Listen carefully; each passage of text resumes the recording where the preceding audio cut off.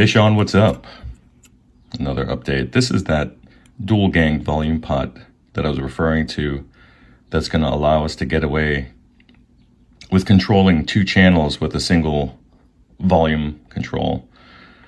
So you're going to lose a little bit in the way of interactivity between the two channels, but I may see if I can further isolate them a bit.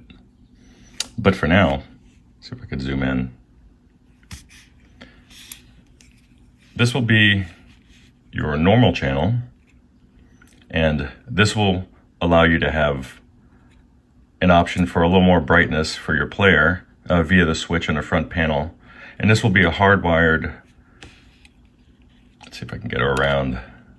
This will be your bright cap that'll be hardwired into the bright channel. This will interact with the mixer resistors, and I believe these are stock 270Ks. And you have the bright channel bypassed with a 500 picofarad silver mica cap that'll essentially help to restore some of the brightness from that dulled out channel. So there'll actually be two separate options. So if your player is going to have a strat, this will go a long ways towards helping the bridge pickup if he wants to use that.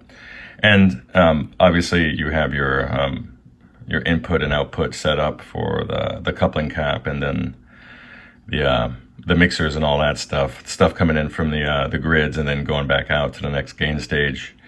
So that's it. You'll notice that this is actually one of the lines for the switch on the front panel. Right now it's just tacked in. I'm going to see how I like it, and if I do like it, then I'll go ahead and obviously thread it through the eyelet there and solder it permanently. But I think it came out nice. A little Mardi Gras color configuration for your day. Hope all is well with you. You take care.